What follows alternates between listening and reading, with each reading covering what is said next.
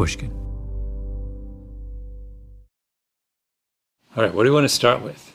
We have to start with green. Okay. Just like if we were doing wines, we'd start with whites and then go to reds. Yeah. I don't think we should blow out our palates too early. I mean, do you want to get to most of this? Do you have time? Not long ago, a man named Tony Gebley came to my apartment. Young guy, dark hair, grew up in New Jersey. He runs something called Tea Epicure, which does for specialty tea what Robert Parker did for wine, analyzes it and rates it. Tony had a big backpack with him and carefully unwrapped its contents. A thermometer to make sure we didn't overheat the water, a mini Chinese teapot called a gaiwan, some special Norwegian teacups, and tea, 6 kinds: green, yellow, white, oolong, black, and fermented. Oh, and a 7th kind. We'll get to that. So this is called Lu Bao. Lu Bao. And it's from Guangxi province. And this tea was produced in 2009. Do you have to steep fermented tea for a long time? No, typically not. I mean, it instantly colored the water. Right? Look at that. You call that the liquor? The liquor, yes. Yeah. And if somebody put milk and sugar in this tea, you would shoot them. I do not like tea snobs. Like I am against tea snobbery. But I was going to say, but this tea is special. It came from this famous collector. You're down to your last little bits of it. If I were to walk in and pour a big chunk of half and half in it and two sugar cubes, you would be a little upset.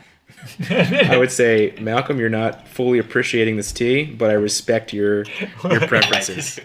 Tony inhaled deeply into his teacup, then looked thoughtful. All right, I'll let you both just lift up the lid and sniff that. Ooh. I'm getting a little bit of a spinachy feel from that. Oh, yeah. Almost like a Swiss chard or something. Yeah. Never gotten that from a tea before. We had had a lot of tea by this point. Me, my producer Jacob, Tony. Tony says it's an actual phenomenon called being tea drunk. Jacob and I were definitely tea drunk. Oh, it is interesting. Okay, tell me, Tony. There's like a forest leaves, like a mat on the forest floor of brown leaves. I get that bit of earthiness with there's like a roasted carrot going on in there for me. That's the vegetal note I'm getting from it. Mm-hmm. And then a little bit of like tire fire. That proves you're from Jersey. When you drink some tea and you're reaching to tire fire. Right.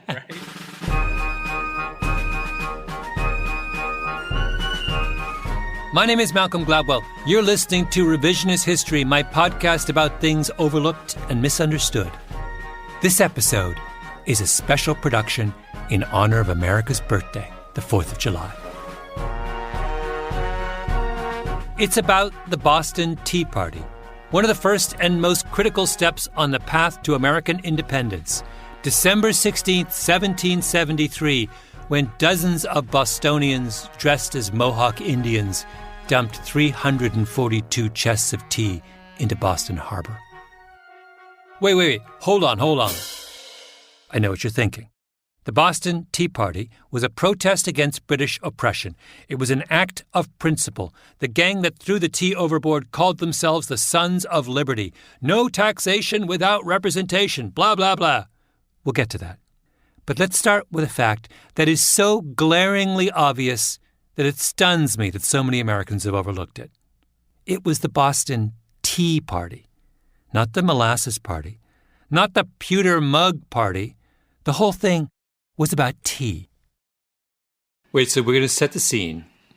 Tony, I want you to be ready. It is 1770. We are in Boston. We're on like Newbury Street, or where, I don't know if Newbury was still around then, but we're at the home of Governor Grosvenor. We're having afternoon tea, and he's served up a little Boohee. Boohee, the dominant tea of colonial New England. Shipped in from Fujian province in China from the Wuyi mountain range. Boohee is what the Sons of Liberty dumped overboard on the night of the Boston Tea Party. Tony, I'd like you to tell us, what is that experience for the people in Governor Grosvenor's drawing room at 3 o'clock as they have their boohee? So everyone would be talking about the news of the day and sharing snacks, various sweets and pastries, sweetmeats, preserved fruits, nuts, etc. Yeah. And sipping tea, multiple cups of it. Okay, tell me about boohee. This particular boohee is very heavy on the smoke. I do get an aroma of tea, though, under that smoke now that it's been steeped. I think I needed that water to hit it that I wasn't getting in the dry leaf. After steeping it for that long, and I put a lot of leaf in there. You saw how much I put in this vessel. It's about half full. It's much smoother than I thought it was going to be. I thought it was going to be much more bitter and astringent and really require some sort of addition of milk or sugar. Delicious, refreshing, addictive. There's a very deep, leathery taste. And when I say leathery, I mean like that smell of like your mother's purse or something. You know, a very earthy, leathery smell. Like dirty, almost. So if you were drinking this, Tony, in 1760, you're putting milk in it? Yeah. Are you putting sugar in it? Because they're loading it up with sugar, aren't they? Back in that time I would, yes. If I was Colonial Tony, absolutely. Colonial Tony drinks this with sugar? I don't know. I somehow think Colonial Tony even then has his standards intact. I'll tell you this about Colonial Tony. He would not have put on war paint in the middle of a December night and dumped 342 chests of boohee into Boston Harbor. If you love tea, if you yearn for that deep, leathery taste fortified by milk and sugar, why would you throw it overboard? Well, exactly. It's for questions like these that we have Revisionist History. You'll remember, I'm sure, the history of the American Revolution that you were taught in high school. The British were spending a lot of money in North America. They had a big army defending their colonies against Native Americans and the French. They wanted the colonists to help with at least some of that burden, so they imposed a series of tariffs and duties over the course of the 1760s and early 1770s. The Stamp Act, the Navigation Act, and so on. But the colonists object.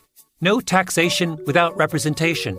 They start a boycott of all imported British products, principally tea, because tea is big business in the 1760s. The colonists are drinking extraordinary amounts of it. Oolong, souchong, lots of green tea, and of course, boohee, that deep, leathery taste. They're addicted to it. In Boston, the boycott is led by some of the town's most prominent businessmen. And a few years ago, a historian named John Tyler wonders, who are these merchants leading the fight against British tea? What is the nature of their business? So he goes to the Boston Athenaeum on Beacon Street, one of the oldest independent libraries in the United States. Ornate high ceilings, enormous leaded windows, founded in 1807, full of all sorts of treasures. And Tyler starts digging through old insurance records in the Athenaeum archives. I mean, is this a vast set of boxes? I mean, what are we talking about here? We're talking about hundreds of policies that were written during that period by a man named Ezekiel Price. Tyler is an elegant man, cultivated, patrician. Just retired after 36 years teaching history at Groton, one of the exclusive private boarding schools of New England. His theory is that insurance records are a pretty good way of finding out what someone's business really is, what they're buying, selling, where they're sourcing their goods. Because you may lie to the government or your competitors, but you have no reason to lie to your insurer about what you're up to. So when you go in these insurance records, first of all, does this mean you're the first historian to have gone through the insurance records? Yes, probably, yes. As Tyler works his way through Ezekiel Price's policies, he notices something unusual. At the time, if you were a colony of the British Crown, you had to import all of your products through England on English ships. But in Price's records, it showed that a lot of the cargo coming into Boston hadn't stopped in England at all. Other times, the customs records would say one thing: this ship has all the right clearances. But the insurance records on the same ship would say something completely different.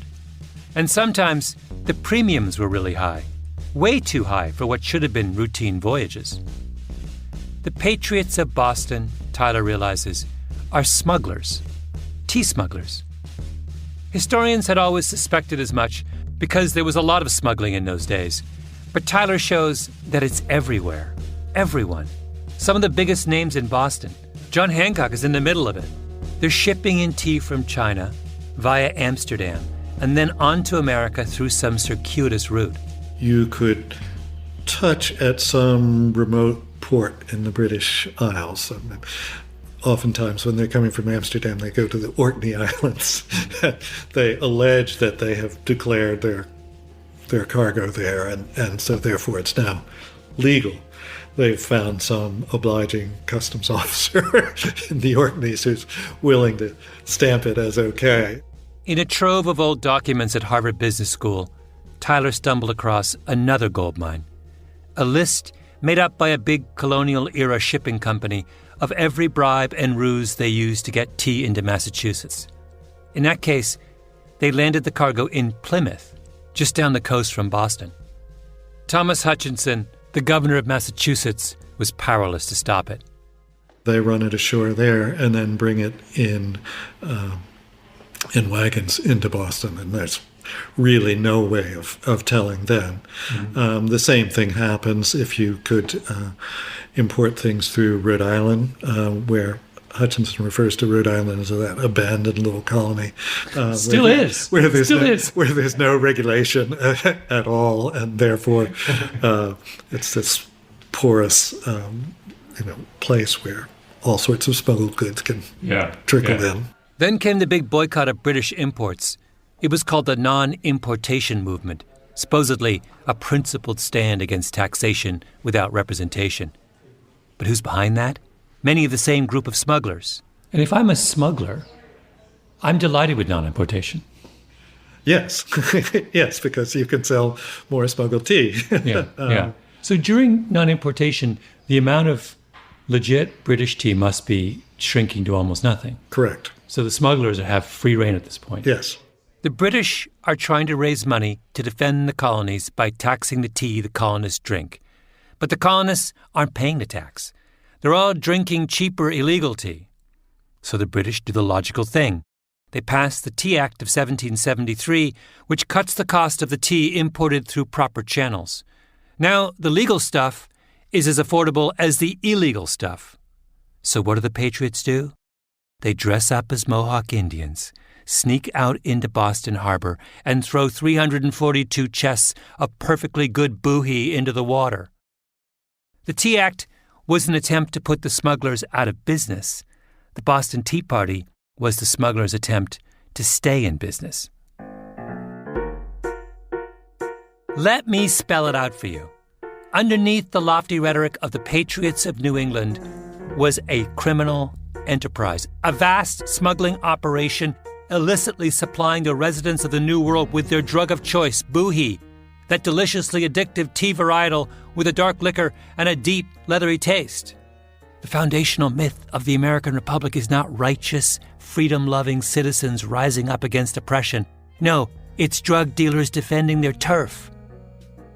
You know why this episode is airing July 4th, that day when Americans jump up and down and detonate explosives to celebrate their independence from Britain? It's airing July 4th because you Americans have a problem. The story you tell each other about your nation's independence is full of holes. You need a new story. So I'm going to do you a favor. I'm going to give you one. But first, I'm curious about whether in that era, in that sort of those first few generations when people are getting to know tea, are they given instructions about how to make it? Do we know how they're steeping it and how they're...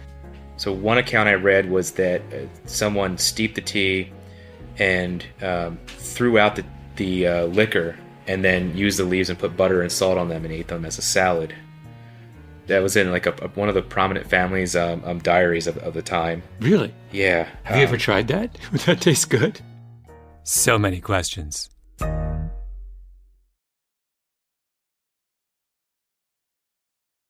All right. I think we need to start over. Take 2 on the real meaning of the American Revolution. Let me introduce you to Francis Ianni, an academic who had a theory about Americans and their criminal enterprises. Although calling Ianni an academic seems a little limiting.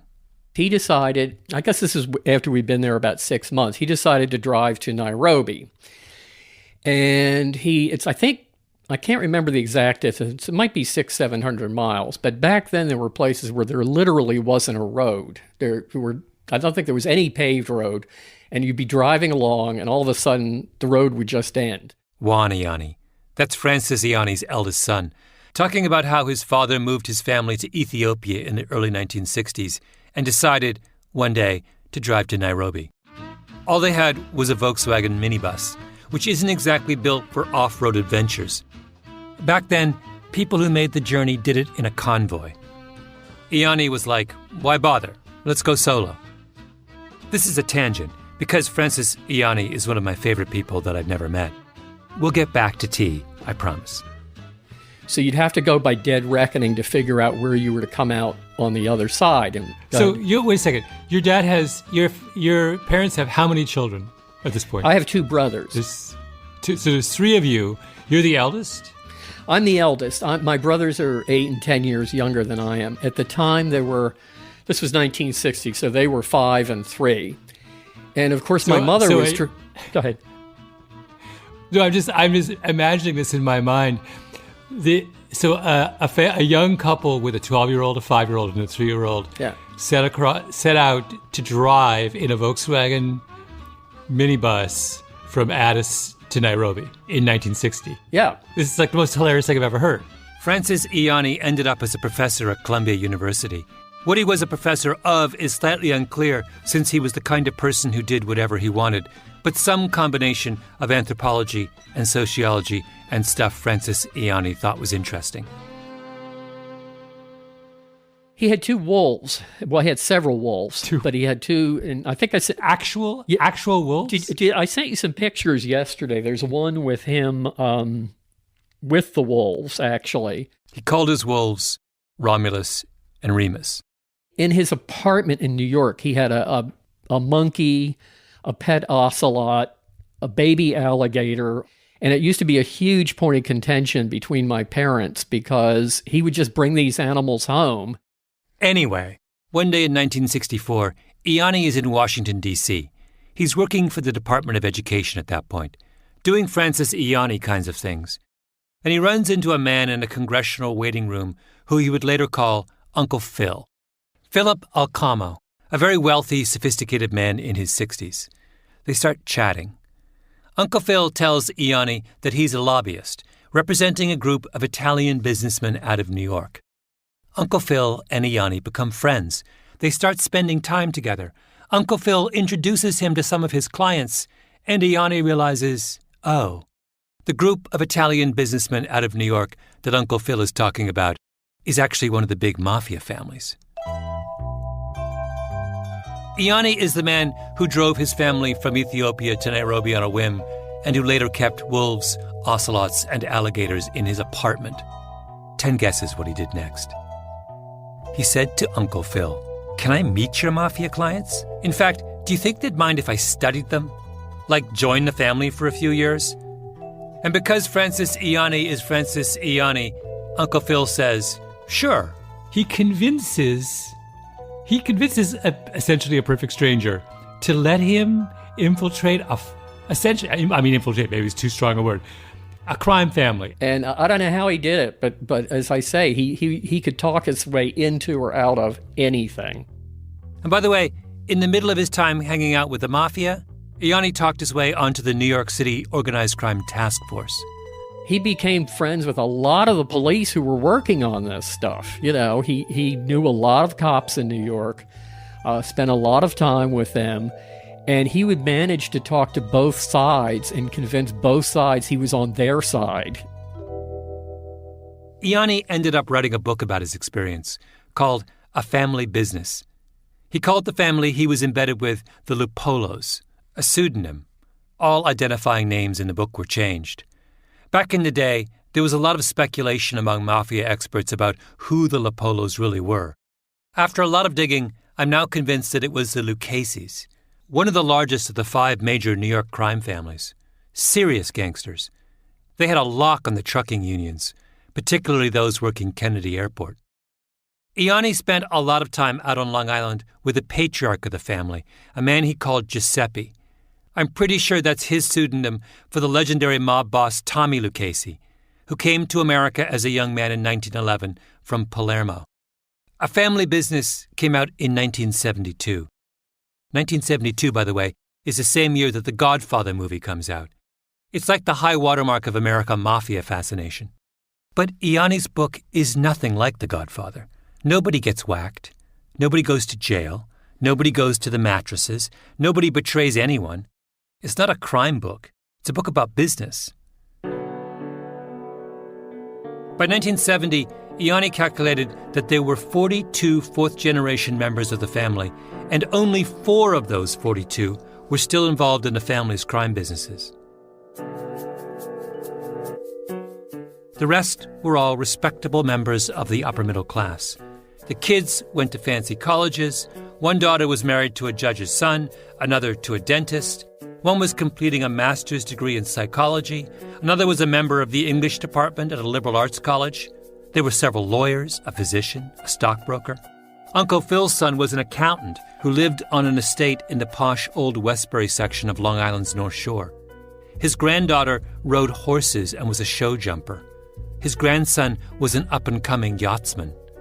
And Uncle Phil himself lived in Manhattan, collected art, and was a regular at the opera. The Lucchese's had gone legit. Now, does that surprise you? The signature line in The Godfather is Michael Corleone saying, "Just when I thought I was out, they pull me back in." He wants to go legit, and he can't. A lot of the mythology around crime says that's the pattern. Crime is addictive. Once you're in the underworld, you lose contact with the real world. You reject its values.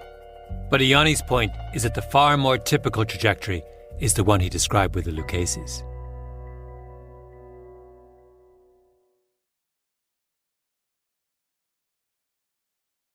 Here's another example of the lure of going legit.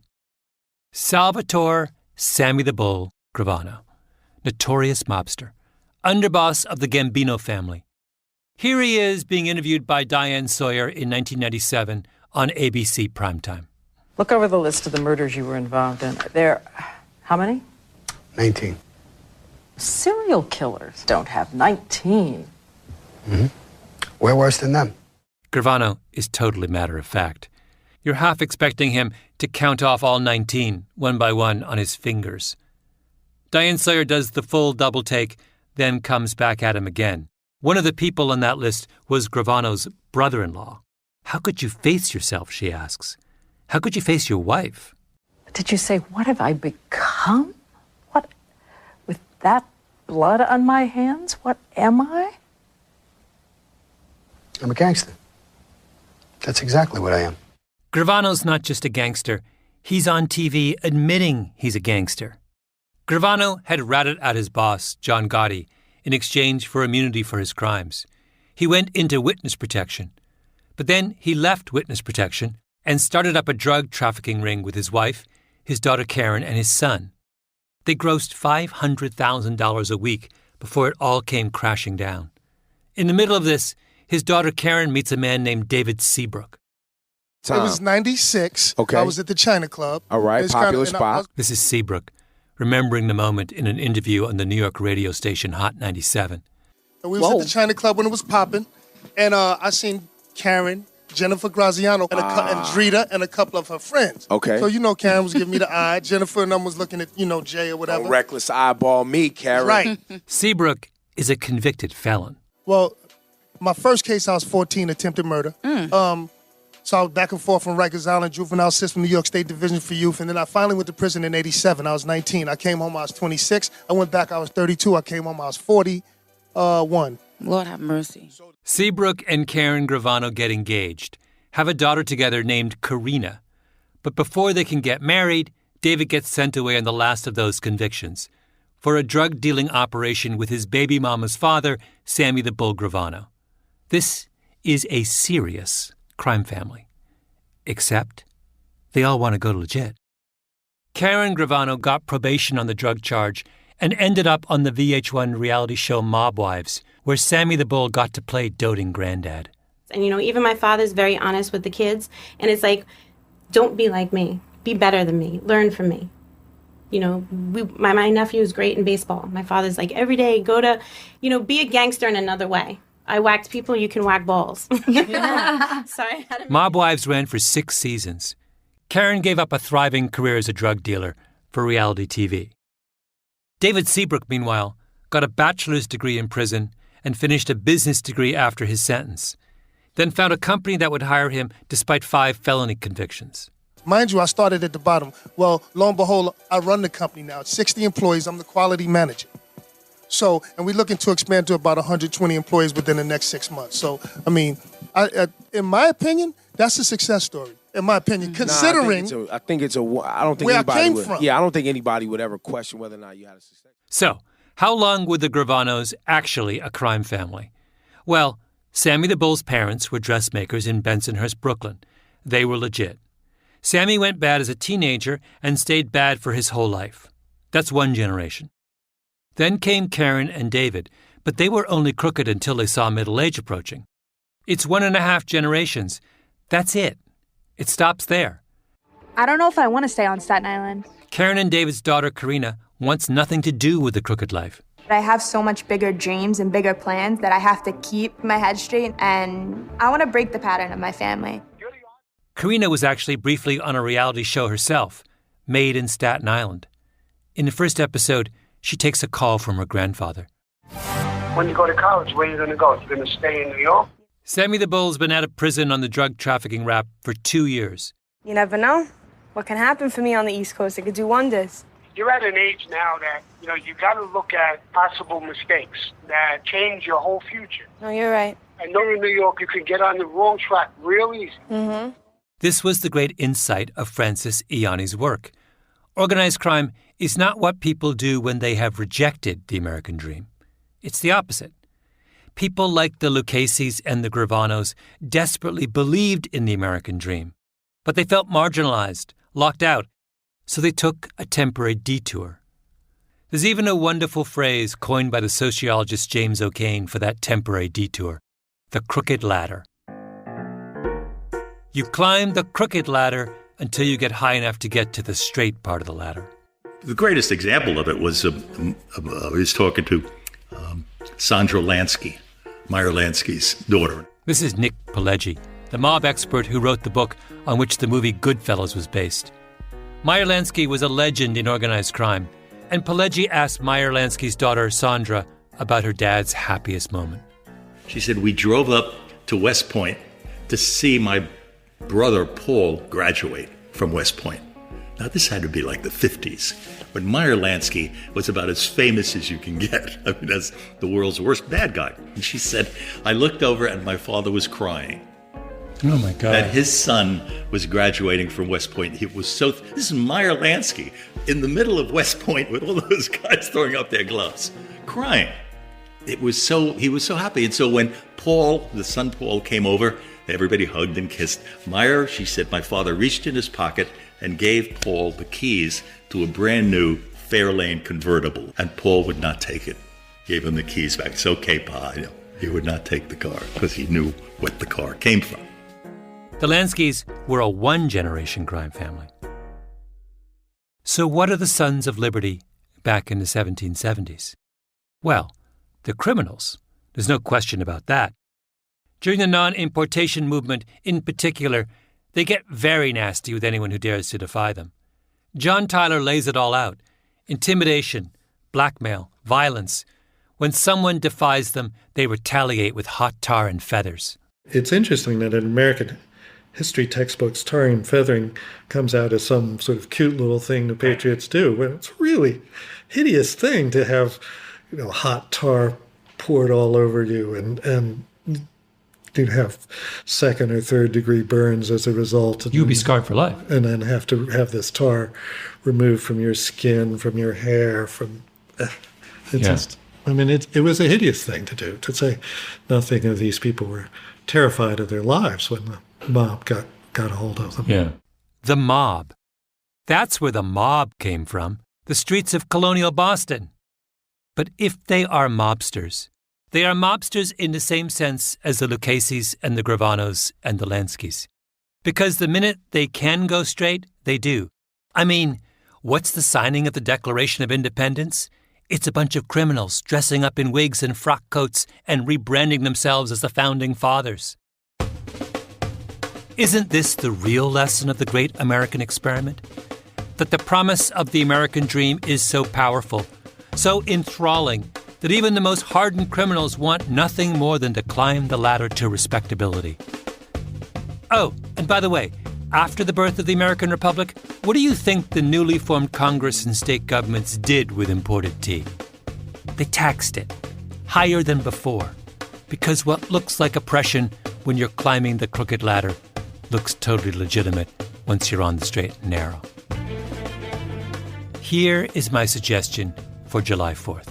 Enough with the fireworks and the parades. In light of everything we've just heard, that would be a little unseemly. Do they have a big holiday in Miami to celebrate the anniversary of the first cocaine shipment from Colombia? No, they don't. And the whole beer by the barbecue situation? Personally, I would rethink that too. If you're going to be drinking anything this July 4th, it should be tea. Me? I'm thinking of some Lapsang Souchong, which is a super smoky black tea that I love. Or at least I did. Until I talked to Tony Gebley about this, and he said, I'm quoting, "Hopefully I can change that notion of yours." What's your... You have an issue with smoky teas. An issue? I don't know if it's an issue. You gave me that look when I said I like Lapsang, and then... I'll be frank with you. There's a real, bro thing about Lapsang Souchong going on in the specialty tea world right now. You didn't even know it, but you were a tea bro. You're a tea bro. That's what I'm saying. You mean it's the macho choice? Is that what you mean? It's the macho choice. Oh, I like it smoky. I see. Like a scotch. Like a scotch. Yeah, like a powerful smoky punch, like akin to I like to grill a lot kind of thing. Stop right there, Tony. As it happens, I do like to grill a lot. And I'll be grilling some steaks this July 4th, with a steaming cup of Lapsang Souchong in my hand as I toast the drug smugglers, thugs, and mobsters who saw in the promise of these United States a chance to go legit. Happy birthday, America.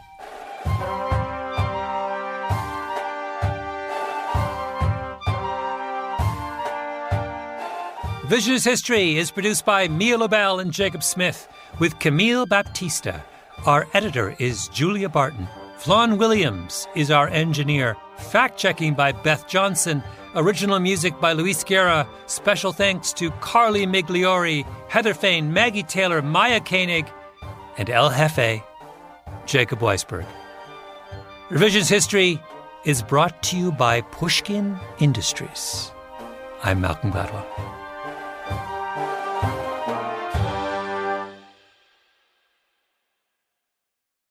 The reason I said Lapsang Souchong is a bit of a bro tea is because I feel like males really took to that style of tea, and when that happened, when the tea producers saw that happening, the level of smoke kept getting more and more extreme to the point where it's just all smoke. It's out of control. But I'm intrigued by the notion that people like me are ruining tea. I'm now feeling a little guilty. You're not ruining tea. I don't want to look like a bad guy. I'm part of the bro over smoking No, you didn't know. It's all right. And I don't know what type of Lapsang Souchong you're drinking. It could be great.